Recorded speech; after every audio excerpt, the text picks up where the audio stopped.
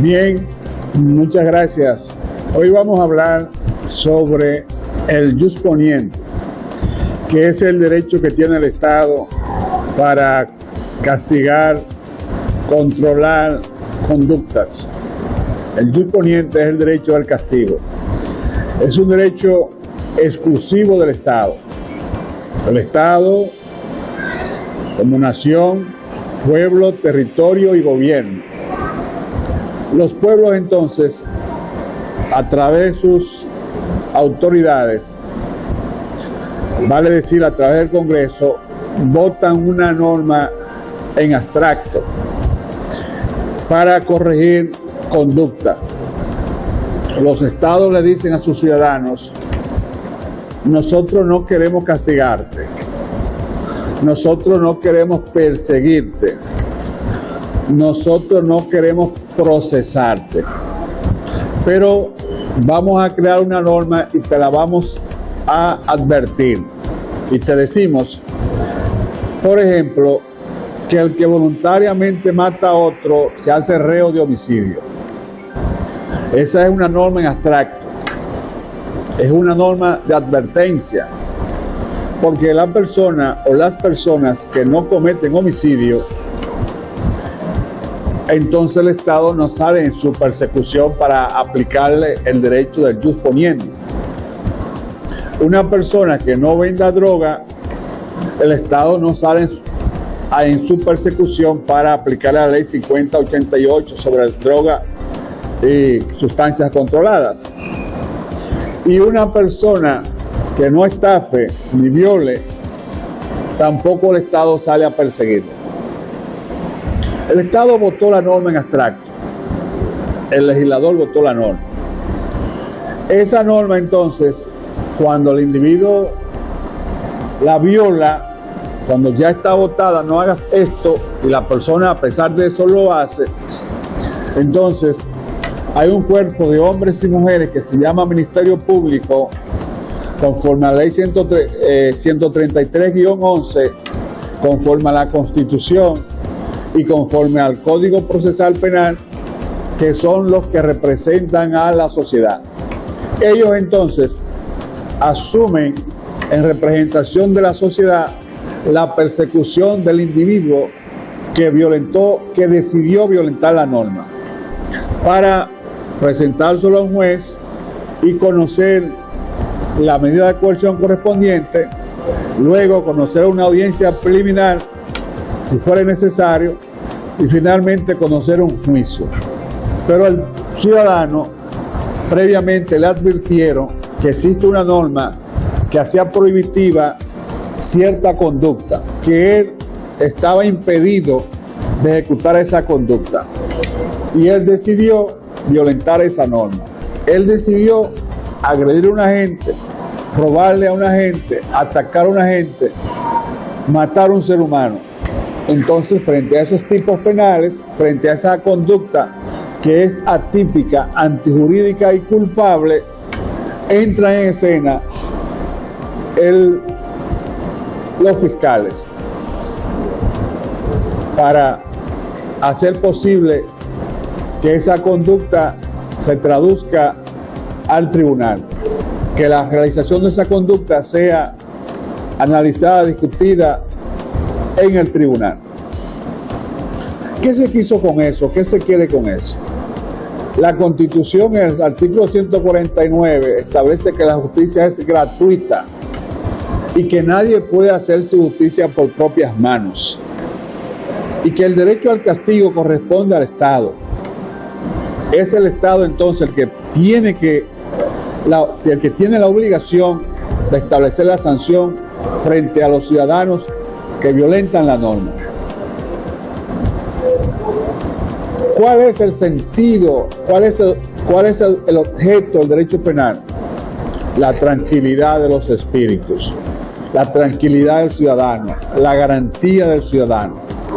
Te digo que no puedes hacer esto, te voto la ley, te la comunico, te la publico, te la publicito, y ya tú sabes que esa conducta está prohibida.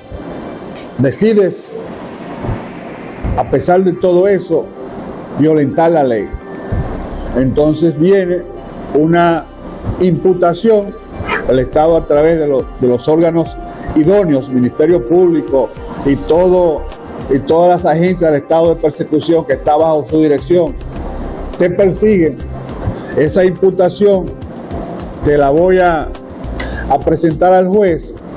El juez va a decretar todo lo que se haga en la República Dominicana tiene que ser conforme a la Constitución, conforme al artículo 68 de la Constitución y conforme al artículo 69 sobre la tutela judicial efectiva de la Constitución. Entonces, respetada la Constitución, hay entonces que corregir esa conducta.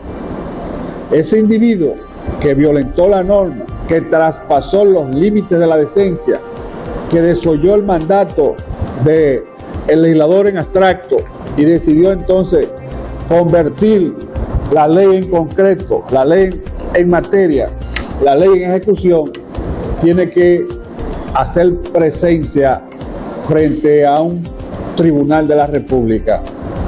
Y ahí se produce la imputabilidad, que da nacimiento a la culpabilidad. Si se declara culpable, entonces el individuo sufrirá los rigores de la responsabilidad, que es de dos naturalezas: la represiva, donde hay una limitación del derecho a la libertad a través de una sanción, una pena, y también si hay un tercero afectado, hay una indemnización, y si la norma que se ha ofendido trae consigo una multa, también eso es una pena pecuniaria, pero de carácter penal.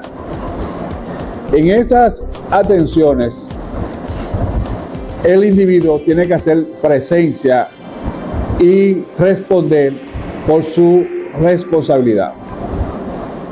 Los tipos penales en la República Dominicana son de tres naturalezas, conforme al artículo 1 primero del Código Penal, que dice que las infracciones que la ley de Castilla con pena de simple policía es una contravención, que las infracciones que la ley de Castilla con penas correccionales es un delito, y las infracciones que la ley de Castilla con penas aflictivas infamantes es un crimen. En Europa, en México y muchos países, la clasificación de las infracciones es bipartita, crímenes y delitos. En la República, la clasificación de las infracciones es tripartita, igual que en Francia. En Francia, nosotros asumimos la clasificación de infracciones del Código de Napoleón Bonaparte, clasificación tripartita: contravención, delito y crímenes. Conforme a la gravedad en los delitos y en los crímenes, en las contravenciones y en los delitos, hay una falta. Hay un hecho que el individuo no quiso, pero que lo hizo. Vale decir, hay un daño que ha generado un agravio, pero que no ha sido la voluntad del comisor o del individuo. Pero el hecho está. Digamos, por ejemplo, un homicidio involuntario. El individuo que conduciendo un vehículo de motor no toma las precauciones condignas y atropella a un peatón y le mata. Él no quiso matarlo, pero la persona está muerta. Hay entonces un homicidio involuntario. Esto es una falta. El individuo que dispara al aire por los efectos de Newton, cuando estaba debajo del manzano y vio el desprendimiento de la manzana y dijo, oh, ¿y esto qué es? Y estableció que la gravedad es la fuerza con que la Tierra atrae a los cuerpos sometidos a su influencia, y también estableció que a toda acción le corresponde una reacción de igual o mayor intensidad, pero en sentido contrario que aquello. El individuo no, al disparar al aire, esa bala no se iba a quedar en el espacio. Bajó, impactó a una persona, le produjo una herida o le produjo la muerte. Ese es un homicidio involuntario también, eso es una falta. Esos tipos penales no son graves. Hay que castigarlo porque hay una violación de una norma y hay una vida destruida, ¿no? Porque el homicidio es la supresión de vida humana destruida. Y las condiciones para ello es, primero, que la persona esté viva, no importa en qué condición esté, pero que esté viva. Segundo, el elemento material que se produzca con cualquier cosa. Tercero, la intención o el ánimo necandi, el deseo de matar. Si le falta uno, si le falta la intención, entonces no hablamos de homicidio voluntario. Pero si está la intención, están las tres condiciones, entonces va a responder por un homicidio voluntario.